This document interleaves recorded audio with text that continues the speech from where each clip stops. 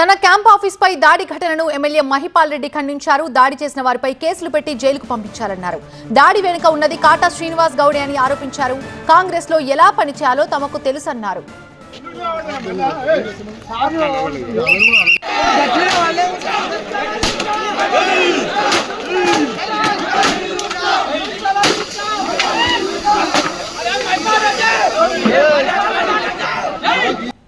ఇది official programme కాబట్టి దాన్ని కాంగ్రెస్ పార్టీ కార్యకర్తలు ఎంబడేసుకొని తిరుగుతలేడని చెప్పి అనవసరమైన ఆలోచన చేసి ఈ కార్యక్రమం చేపట్టడం అనేది దుర్మార్గమైన పని.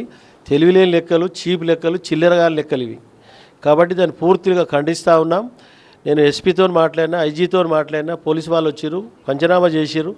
ఈ ఘటనలో పాల్గొన్న వాళ్ళందరినీ తప్పకుండా పోలీసు వాళ్ళు యాక్షన్ తీసుకొని కేసులు బుక్ చేసి జైలుకు పంపాలి.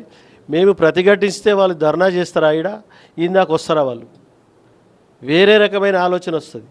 వేరే రకంగా మనం దుర్మార్గమైన పని చేసిన అవుతాం. దమ్ముంటే టైం తీసుకొని రా, ఎప్పుడు వస్తావు రా, చూస్తా, దాని సంగతి ఏందో తెలుస్తా.